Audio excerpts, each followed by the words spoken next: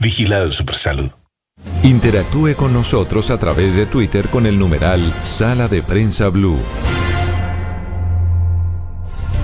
Estamos de nuevo con ustedes aquí en Sala de Prensa Blue. ¿Cómo ha llovido, no? El aguacero del viernes en Bogotá. Uy, fue impresionante. Las emergencias. En el norte de Bogotá fue impresionante, Juan Roberto. En el norte, en el occidente, en el oriente. Lo que pasó en El Dorado, llovía más dentro del Dorado que afuera. No, y todos los vuelos retrasados, toda la situación compleja por la calle 26, un caos total. Sí, y realmente aquí hay que pensar que estamos frente a una situación, Catalina, muy compleja, y es que va a seguir lloviendo de aquí por lo menos hasta más allá de la tercera semana de diciembre. Y a eso súmele el panorama de obras que hay en la capital del país, ¿no? Hay bastantes obras y eso dificulta aún más el tráfico. Ay, Bogotá, pero bueno, no solamente en Bogotá, nos reportan que llueve muy duro, en Cali han caído unos aguaceros duros, en Medellín, incluso en Santander, en Barranquilla, en la costa Caribe, en Boyacá. Es decir, si usted está saliendo en carretera o está dentro de la ciudad, tenga cuidado. Hubo trancones infames ayer sábado también por cuenta de los aguaceros en las principales vías. Salga con tiempo. Bueno, y hablemos de los aguaceros, pasemos a hablar de las tormentas políticas. ¿No? Sí. Pues yo no sé si tormentas, porque es decir, esta semana que ha pasado en política, siempre con nuestro invitado, nuestro compañero, don Gabriel Cifuentes, analista de Noticias Caracol, y aquí de Sala de Prensa Blue. Don Gabriel, ¿cómo le va? Pues siempre hablamos de grandes movidas, pero es que pues yo no quiero sonar despectivo, pero se bajaron esta semana dos muy queridos, muy pilos. No les fue mal en sus alcaldías, pero pues que marcaran así las encuestas, no sé, que son el ex gobernador del Meta, Juan Guillermo Zuluaga, y el exalcalde de Bucaramanga, Juan Carlos Cárdenas, en lo que llamaban la fuerza de las regiones. Yo creo que no marcaban de a mucho. Sí, no, y ya queda como tal Aníbal Gaviria ahí perfilándose un poco más para esa candidatura. Don Gabriel, ¿cómo va? ¿Cómo ve estas movidas de esta semana en la política? Juan Roberto, Catalina, feliz domingo. Y no solo llueve en el país, sino también en la política. Sí. Van lloviendo candidatos, van cayendo candidaturas, y efectivamente lo que ha pasado era previsible.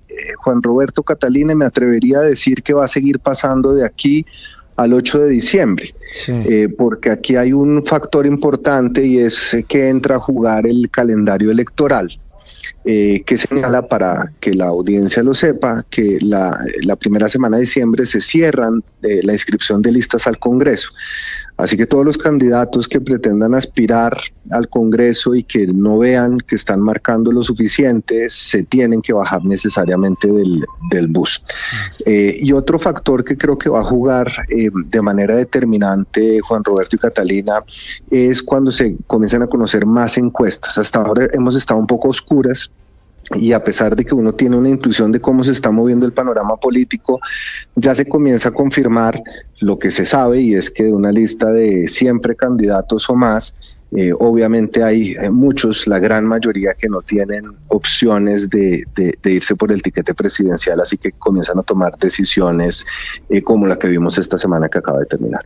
Sí, Gabriel, yo sí quiero preguntarle a propósito de este tema de las dos encuestas de la derecha y de las propuestas que hace Abelardo de las Priella y Juan Carlos Pinzón, que plantean hacer una consulta en enero. Fue la propuesta de Pinzón esta semana. Sí, señor, ¿no? Juan Carlos Pinzón. Yo sí quiero preguntarle por alguien que también ha venido sonando, no se ha definido, Germán Vargas Lleras. Si entra Germán Vargas Lleras al tablero político, ¿se reconfigura ese tablero de la centroderecha? No le veo. ¿Usted le ve, Gabriel? Yo entiendo que no. Lo que pasa, Cata y Juan Roberto, es que Germán Vargas Lleras, sin lugar a dudas, representa muchas de las cosas que hoy en día la opinión está reclamando, y es, pues primero, una figura antipetrista, si se quiere, así esos términos no son adecuados, pero la realidad política sí lo indica. Alguien con experiencia, y también alguien que tenga la capacidad de articular con los políticos y los partidos políticos. Sin embargo, la situación de salud... Eso le iba a decir yo. Es que el tema parece que es salud, ¿no? Sí. Es un tema de salud, que indudablemente, así él tome la decisión de lanzarse, deja un manto de dudas frente a la posibilidad y Dios no lo quiera, que esa situación de salud se pueda empeorar durante una eventual presidencia del doctor Germán Vargas Lleras.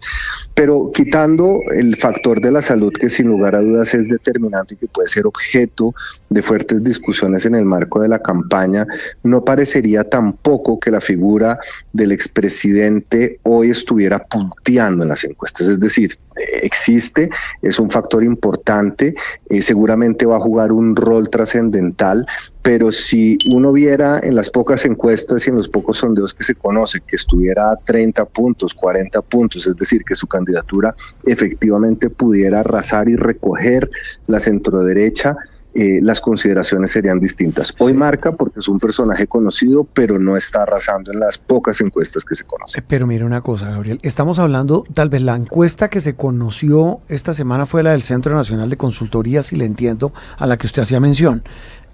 ¿Por qué no analizamos esos tres números punteros? Iván Cepeda, si mal no recuerdo, marcó un 20% de intención de voto. ¿Usted cómo lee ese resultado? Punteando.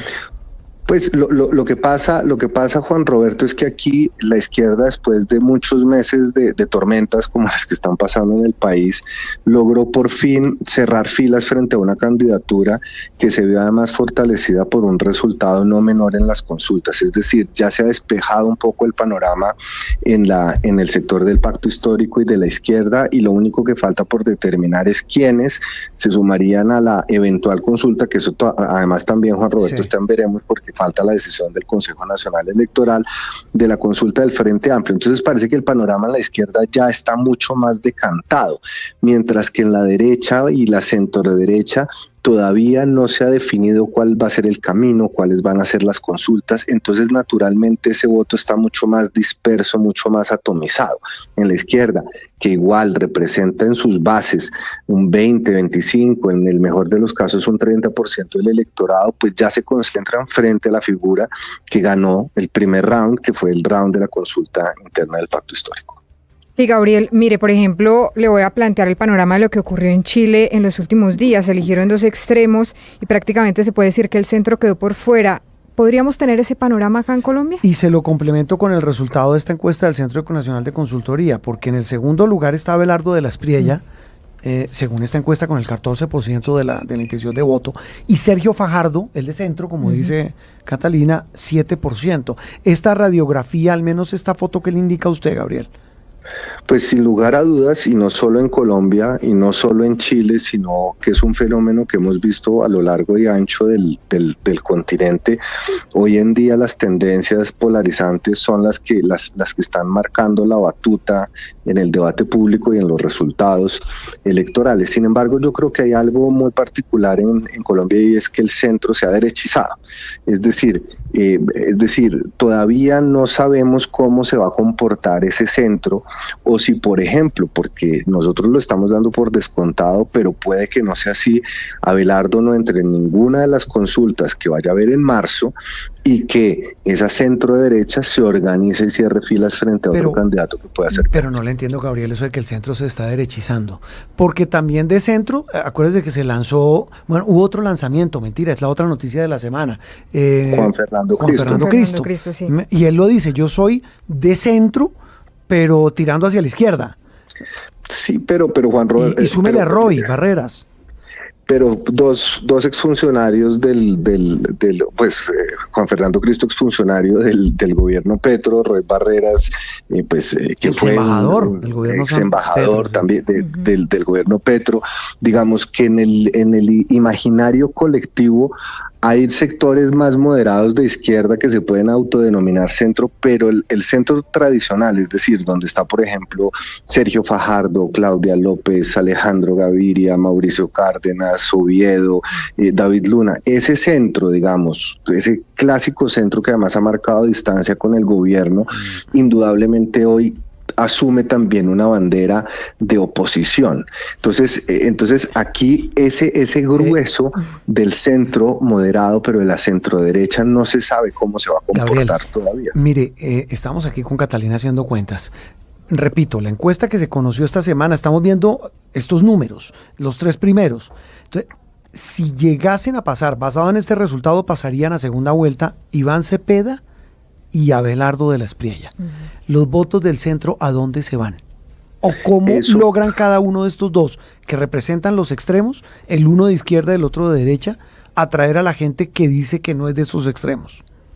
Es indescifrable, Juan Roberto, y yo siempre le he dicho que en política una semana es largo plazo, pero todavía estamos en esa fase de las pujas internas y del posicionamiento de los candidatos. Es decir, este es el momento de los radicalismos en el discurso. Abelardo de la Espriella hoy tiene un discurso muy radical, pero en la medida en que se vayan decantando las candidaturas, si sigue manteniendo un discurso radical, aleja las posibilidades de atraer sectores más moderados. Entonces, todavía hace falta que se decanten y que se depure esa lista, y un hecho fundamental, Juan Roberto, todavía no hay claridad frente a cuáles van a ser las consultas de marzo, porque ahí uno sí va a poder, digamos, pintar ese rompecabezas ideológico, cómo va a quedar planteado para las elecciones presidenciales. Eso quiero preguntarle, Gabriel, y es ya con este panorama, por ejemplo, con este tema de la encuesta presidencial del Centro Nacional de Consultoría, ¿empezaría a perder color la consulta del Frente Amplio? Yo no creo que comience a perder color la consulta del Frente Amplio. Lo que creo es que la consulta del Frente Amplio tuvo una sorpresa el 26 de octubre, porque dentro de ella participaría de forma muy fuerte Iván Cepeda, es decir, empatar el case de los 2 millones de votos que podría asumirse que se sacó el pacto histórico es muy difícil. Sin embargo, personas como Roy Barreras, que igual tienen una atracción en sectores moderados, en estructuras políticas que se hacen contar en épocas calientes de elecciones, es decir, cuando se elige el Congreso, podrían dar una sorpresa. Pero yo creo que las preguntas no están tanto puestas en el Frente Amplio, sino en las demás consultas. El expresidente Uribe y el expresidente César Gaviria dijeron: deberíamos tener una consulta que vaya desde Fajardo hasta Abelardo de la Espriella. Pero no se sabe. Y eso es una equivocación. Pero además no se sabe, no hay certeza. No hay certeza, pero por eso le digo que creo que estas próximas 3 semanas van a ser determinantes en el ajedrez, Gabriel, político. Y en ese ajedrez meta otras 2 fichas, que pareciera, a juzgar por estos números, que están, por allá quien chifló. Es un pequeño político dictador de 3 años. Pues dígale a político que no haga campaña mientras estemos al aire. No, mentira. Déjelo que chifle, le pone la alegría a este tema. Venga, Gabo, 2 fichas claves ahí para terminar. Claudia López y Vicky Dávila, que a juzgar por los números están desinfladas, pero en política nada se sabe. En política nada se sabe, pero las tendencias son mortales, digamos, en términos políticos. Sí. Claudia López asumió una estrategia que sobre el papel podría parecer atractiva, que es ni petrista ni uribista, y entonces casó peleas con los 2 supuestos extremos, pero pues eso le restó la capacidad o la flexibilidad necesaria para atraer votos de izquierda y de derecha, que ya están mucho más decantados por candidatos que asumen posiciones. Y Vicky Dávila, creo que la tragedia de Vicky Dávila fue haber sido desplazada completamente en discurso y en posicionamiento por Abelardo de la Espriella, que sin lugar a dudas ha sido la sorpresa de estas últimas semanas, no solo en las encuestas, sino también en lo que uno oye en la calle, las opiniones en las de la regiones. Gente. Es decir, Abelardo de la Espriella y Vicky Dávila están jugando a ser los outsiders, a ser los herederos del uribismo, a ser los de mano fuerte, los antipetristas consumados, pero no puede haber 2 figuras similares en un mismo número limitado de votos. Entonces, en ese sentido, Vicky Dávila, que creció muy rápido, y en política los tiempos son fundamentales. La campaña de Vicky Dávila comenzó muy prematuramente porque se tenía que hacer conocer, porque tenía que allanar el camino, pero también sufrió un desgaste muy grande.